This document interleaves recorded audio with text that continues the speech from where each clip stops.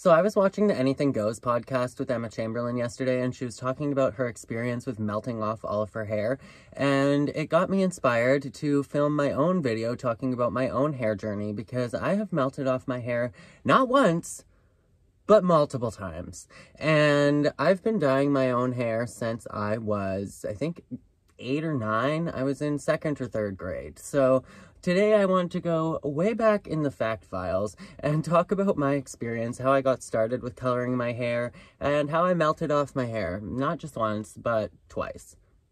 3 times. Multiple times at this point. So basically, going way, way, way back, it all got started when during like the late 90s, early 2000s, I guess, there was a bunch of boy bands that were popping up on the scene, like NSYNC and Backstreet Boys, and everybody was having like the frosted tips where it was like dark and their hair was like crunchy, and then they had like the yellow tips, like think like the ramen noodles meme of Justin Timberlake, if you need a better visual. And I think that this was the year that Eminem came out, and he had like the shaved head with like the bleached yellow buzz cut. And my older brother, Bryden, who was 2 years older than me at the time, I believe that that was his inspiration, but he wanted to bleach his hair. And so, of course, me being the younger sibling was like, I want to do it too. So he was incredibly annoyed, but we went to the drugstore and we bought a box of Blondissima. And if you're not familiar with Blondissima, it was like one of the only bleach products that was available on the market back in the day. Now they still have it. I feel like it's overpriced compared to like all the other bleach kits that you can get that are definitely cheaper, but the packaging still looks the same. It's just like a bleach box, and there's like a big up close strand of bleached hair, and they used to have like a highlighting kit as well. So we went to the store and my brother bought that bleach kit, and we went home, and my dad's friend Gypsy was staying at our house, and she decided to help us dye my brother's hair because she's dyed her hair multiple times.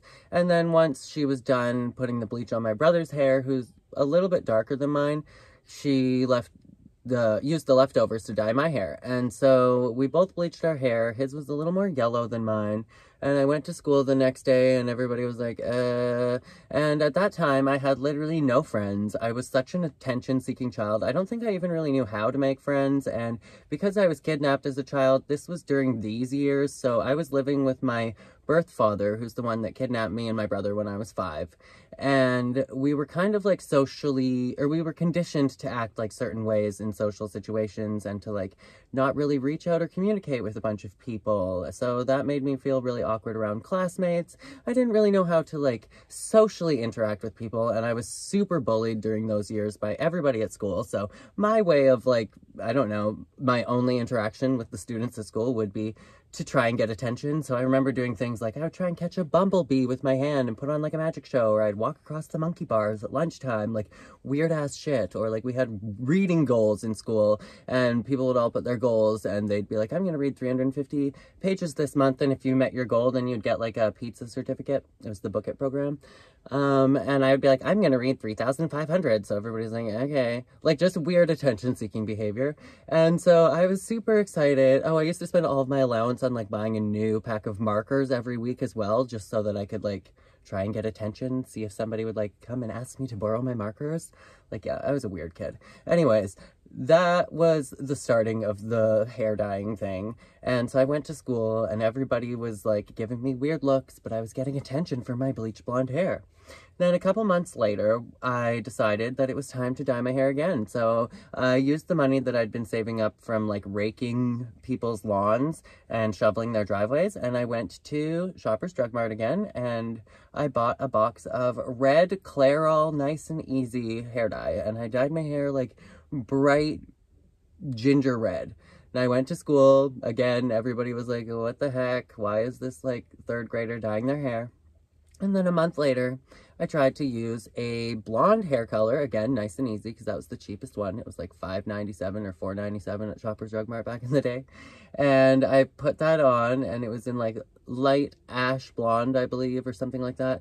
And that's when I learned that color does not lift color. So my hair ended up being like pink, the blonde mixed with the red. Some of the red molecules melted away, I guess, because of the hydrogen peroxide in the developer, but essentially that's when I learned one of the color foundation basics, and that is that color does not lift color. So I had like pinkish strawberry blonde hair at this point, and that was the last time that I remember dyeing my hair. It was probably like grade 4 maybe at this point, until we moved to Nelson, BC. So we moved to Nelson, BC when I was in the beginning of grade 6, and it was on Halloween, and I decided that I was going to dye my hair green. Had nothing to do with a Halloween costume or anything, it just happened to be on Halloween. So I bleached my hair, and one of my dad's friends in Nelson happened to have like this little container of green left over. It was called Punky Color by Jeremy Russell. I don't know why I always remember like these tiny fine details that really don't matter, so that's why I'm sharing them with you. So let's share the useless details that live inside my brain rent-free. So I used the leftover of this to dye my hair green. Now it was that Christmas Day of that year in grade 6, that I was returned to live with my mom on Christmas Day. So me and my brother, we drove halfway from like Nelson to meet with my mom and my soon-to-be stepdad. Not really soon-to-be, but my parents are married now, my mom and my stepdad. And they picked us up, and I had that green hair, and it just would not fade. So I remember my first days at my new school in the middle of grade 6, transplanting back to Alberta, was in a brand new school, and like the first graders were like, wedgie head, wedgie head. They had like the kids that were calling me this had a speech impediment, so they couldn't say veggies, so they were calling me wedgie head, and I was super confused, thought it had something to do with underwear, but especially because Captain Underpants, if you guys know that book, that was super popular at the time. But I realized that they were calling me veggie head because I had green hair. So years later, I found out that everybody at that elementary school, once it came to like middle school and high school, they all remembered me as like the kid with the weird shaggy green mullet. And I was like, I never had a mullet. Like I remember in high school, like arguing with people that I'd known since grade 6. I was like, I didn't have a mullet. I'd pull up the pictures. Like I had shaggy long hair. I didn't realize how long it was, but it wasn't a mullet. I did have a mullet when I was like 3 and 4 years old. So I had like the shaved head and then like a mullet all the way down my back. So did both of my brothers, but yeah, it was epic and disgusting. So that brings me up to about the end of 6th grade. So once I started living with my mom, they were a lot more skeptical and hesitant about me dyeing my hair. And I remember my mom telling me, like, you're not allowed to use hair dye in my house. Like, you're gonna get that all over and make a mess. And I'm like, no, I've been dyeing my hair for years now.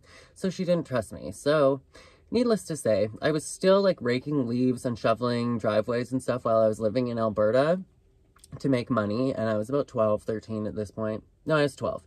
And I went to the store and bought another box of blonde hair dye. And I followed my mom's rules. I did not dye my hair in the house. And I went out into the backyard and I dyed my hair in the backyard. And I rinsed out my hair using the garden hose. And so my mom got home and she was pissed off. And I was like, well, you told me I couldn't dye my hair in the house. Like, you didn't tell me I couldn't dye my hair. So she really wasn't that upset, but she's like, it looks pink. It has like a pink hue. And this would become like a consistent thing that every single time I dyed my hair blonde, my mom would be like, it looks pink. And I'd be like, you're colorblind. My dad actually was colorblind, but I don't know why. My hair doesn't pull pink. It would always be like copper, like brassy, like that really orange, gross color if it didn't get blonde enough, but it wasn't pink. Anyways, so at that point, I dyed my hair blonde. I shaved my hair off before I went to grade 7 to start at my new junior high, Montrose Junior High School. And at that point, from shaving my head, I had just a couple millimeters of blonde left at the top, so it was like the frosted tips of the 2000s again. And I basically went through all of grade 7 and then bleached my hair in the summer again. So I came back to school in grade 8 with like the exact same hair. But then I decided, me and my friends, we were like, let's give me like blonde hair with like highlights and lowlights because I want to look like a boy band. So we bleached my hair. It was like banana yellow, just gross. And then my friend Willow was like, oh, I can definitely do the lowlights. Like, I'll be a master at this. My hair was like a buzz cut. So she grabbed the Miss Clairol. This was an even cheaper hair dye that you probably had to have lived in the 80s and 90s to even remember what this is. I don't think that they sell it anymore. Maybe in the States they do, but she took it and literally just drew like 3 stripes down my head. And I remember going to school looking like a chipmunk, like just banana yellow hair with 3 stripes. And this ended up being for school pictures as well. So somewhere out there in the Montrose Junior Secondary yearbook is me with this banana hair with like the 3 stripes from Willow. And I remember girls coming up to me at school and be like, your hair's interesting. Where did you get it done? And I'd be like, I got it done at Green Apple Salon. They're like, sure? Are you sure? It looks like you did it yourself. I was like, no. It was so gross. And so that was my traumatizing experience with hair dye. I think at that point I decided to dye my hair brown, and it ended up turning like this burgundy reddish color because I didn't realize that cinnamon brown meant that it had like a bunch of red pigments. And I remember my English teacher being like, I love your red hair. And I was like, it's not red. This was in the period of time where everybody in my school was calling people like a frotch. That was the word of the 2000s, but a ginger, and everybody, there was like this really bad stigma towards gingers. They were all super bullied, so anybody that dyed their hair and it ended up being orange would get bullied. I hated it. So I started off grade 10 at my next school. This was my high school. And at this point, I realized that they had a cosmetology program, so I signed myself up. I was actually super excited in grade 9 before I even started high school because they had a hairdressing program, and I was super stoked because I could literally go to school and practice and train doing hairdressing at school. So I took the grade 10 level. It was really kind of boring. We just did like styling and deep conditioning and stuff like that. Nothing too crazy, but that was my experience. And at that point, I think I just started dyeing my hair like crazy all the time. But the people at school knew me for being the one that just dyed their hair all the time. I dyed my hair like brown and put a big shock of blonde through the front. I did that a couple times. I dyed my hair like boy band blonde. I would start experimenting, getting highlights, and actually going to the salon and bringing in pictures of like Jesse McCartney. And I dyed my hair so many freaking times in high school that I ended up basically just, it was so melted. And this was the period of time when guys even were straightening their hair, and I was flat ironing my hair every single day. So it was pretty fried. And even though it was fried, I was like, I wonder if I could relax my hair because it was longer and I didn't want to straighten it anymore. And so it was at this point that I decided that, you know what, I'm going to try like a little kid's relaxer, and that should be fine. Like, so I went to the store, I went to Superstore, and I bought the relaxer that has like the cute little black girl with like the pigtails. They have a bunch of different girls that were on this box that have actually come forward. There's a video on it on YouTube, and like 90% of these girls said that they've never had their hair relaxed in their life. So that was definitely false advertising. And the relaxer wasn't any more gentle just because they had pictures of kids on the box. The relaxer was full strength.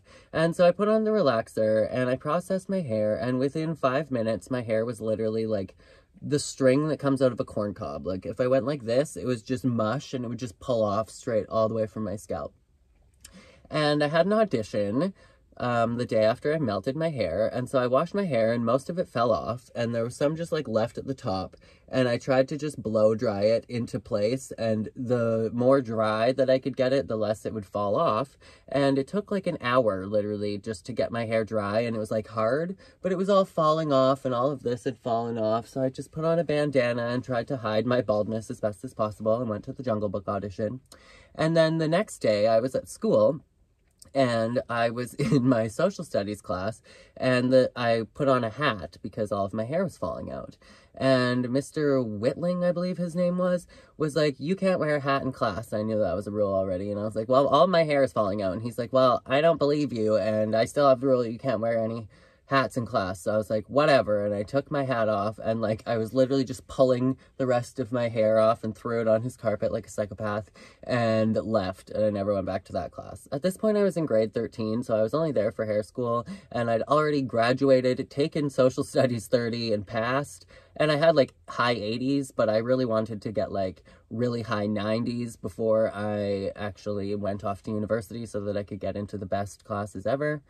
Needless to say, I ended up going to performing arts school and didn't even end up needing my university credit courses, but that was my experience melting my hair off for the first time. It took a long time for me to grow it back, and you'd think I would have learned my lesson, but unfortunately not. I was still determined to bleach my hair, have like platinum blonde hair, and somehow have it chemically straightened, and that's when I found Thermal Ionic and used it on my blonde hair because it said that you could have highlighted hair and colored hair, and that this new Thermal Ionic would be perfectly fine.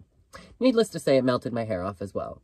Now, the last time I melted my hair off was in college, and I was dyeing it very similar to how it is now, except for I was really, really wanting it to go like white, white, white. And I was thoroughly convinced that if I just bleached it enough times that my hair could handle it and it would get like white so that I could have it like that super trendy silver color. And there wasn't very many good toners on the market at this point, especially like violet-based toners. All of us that wanted silver hair or white hair would just be watching YouTube and like ordering these really strong violet toners from the UK because they didn't have them anywhere in Canada yet. And I bleached my hair so many times that I got it to this beautiful white, and I was super happy with my hair. And then I went and got a haircut, and the lady in Brockville cut my hair. I'd been cutting my own hair for several years at that point and hadn't went to anybody to get a haircut, and she did such a good job, and I was so happy, and I was so happy with my choice to actually go get somebody to cut my hair. And then within a couple days, I realized that all of my hair was slowly breaking off in this direction. And as the summer progressed, all of my hair broke off until I had just one little strip in the middle with like chunks missing, but I would try and like sculpt it up into like a faux hawk. And that was the last time I melted off all of my hair. Now, it's time for a root touch-up, I believe, because I'm neurotic.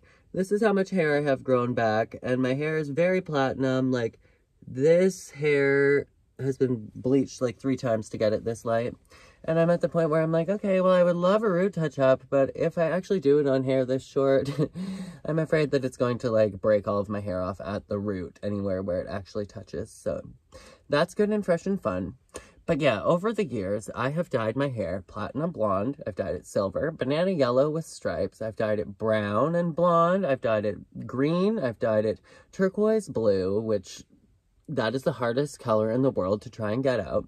I've dyed it emerald green. I've dyed it hot pink. I've dyed it baby pink. I've dyed it coral. I've dyed it lavender. I have dyed it bright red, like Ginny Weasley red. I have like the clownist red, like Rihanna had.